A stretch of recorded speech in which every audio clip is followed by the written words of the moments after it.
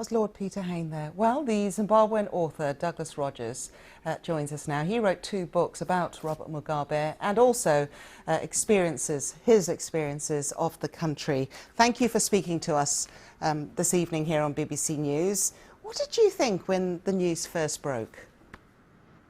Well, it wasn't much of a surprise. He was 95 years old, very frail.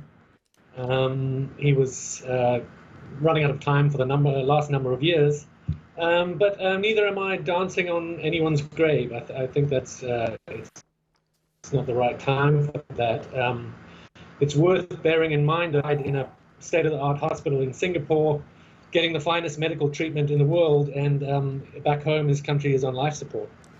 I wonder if you could explain to viewers, Douglas, you've lived in the country, you understand the ways, why there has been so much respect that's been given to a man who has been described as a despot and a dictator.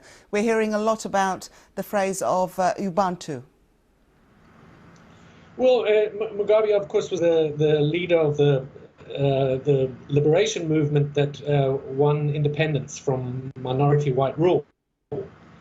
And for a number of years, for the first decade, I'd say 15 years possibly, he did impressive things in Zimbabwe.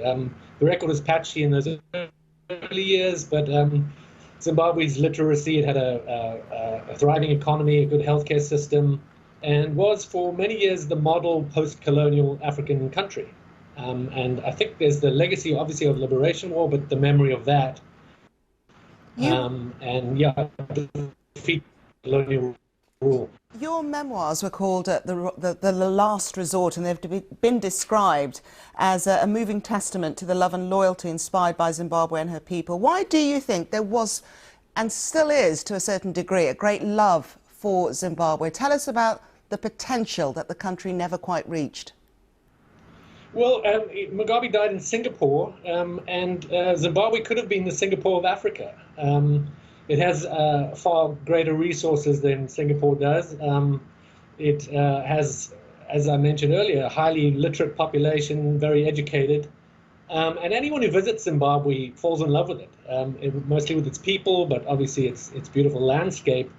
But if you were to go to Zimbabwe now, you would struggle to get electricity. Obviously, the economy is in a shambles, and the country is incredibly fractious and divided in a way it wasn't 15, 20 years ago. Douglas, what was it like in the early days when Mugabe first took power? And at what point did it change, and what did it do to your family? Well, I was very young at independence in 1980. I was 12 years old. I do recall a speech Mugabe made when he won that election in 1980. A lot of white Rhodesians fled the country over the next few years, fearing a dictatorship and Marxism. And I remember he made an incredible speech on national television, basically about reconciliation, and if I fought you as an enemy, you are now my friend. That was one of the reasons my parents stayed in the country. But 20 years later, Mugabe turned his guns on them, on people like them, and on his political opponents who, after 20 years, had had enough of his rule. When you say turned his guns on them, what happened? What was the experience? Well, in 2000, if you recall, he lost a referendum to change the constitution, and it was the first election national vote that he'd ever lost. And his response, Mugabe's response was to find an enemy. He never took responsibility for any problems in the country, for corruption, for misrule. So he always found an enemy. And in 2000, he started using colonial rule, white farmers, white landowners. He started to blame them for the country's problems.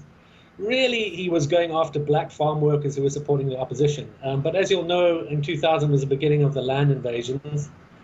Commercial farms were taken, and the beginning of the country's rapid decline, economic decline, the onset of hyperinflation, the collapse of agriculture, and isolation. What hopes do you have for Zimbabwe now? Would you ever go back? I visit a lot.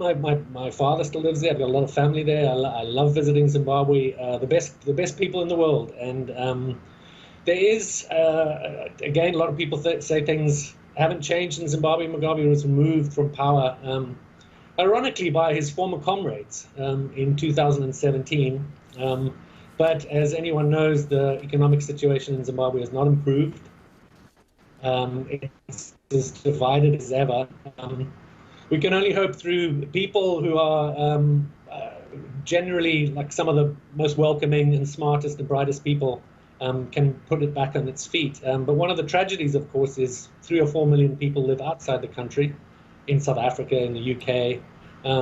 There is a great irony is how many Zimbabweans work for the National Health Service in Britain, and that's because they can't find jobs, careers in Zimbabwe.